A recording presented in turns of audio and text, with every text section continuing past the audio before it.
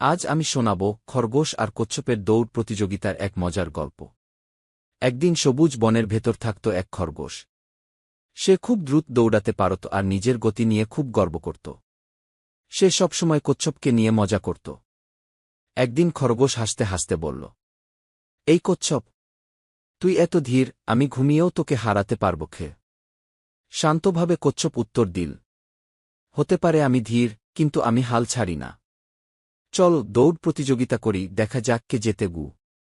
বনের সব প্রাণী মিলে প্রতিযোগিতা দেখার জন্য জড়ো হল। দৌড় শুরু হল। খরগোশ ছুটতে ছুটতে অনেক দূর এগিয়ে গেল। সে পেছনে তাকিয়ে দেখল কচ্ছপ খুব আস্তে এগোচ্ছে। তখন সে ভাবল, আরে সময় তো অনেক আছে, একটু গাছতলায় ঘুমিয়ে নিই। খরগোশ ঘুমিয়ে পড়ল। এদিকে কচ্ছপ ধীরে ধীরে কিন্তু থেমে না গিয়ে এগোতে লাগল। শেষ পর্যন্ত কচ্ছপ ঘুমন্ত খরগোশকে পেরিয়ে গিয়ে গন্তব্যে পৌঁছে গেল। খরগোশ যখন জেগে উঠল আর ছুটল, তখন অনেক দেরি হয়ে গেছে। কচ্ছপ ইতিমধ্যেই জিতে গেছে। বনের সবাই হাততালি দিল আর কচ্ছপ শান্তভাবে হাসল। শিক্ষা, ধীরে হলেও নিয়মিত চেষ্টা করলে জয় আসবেই।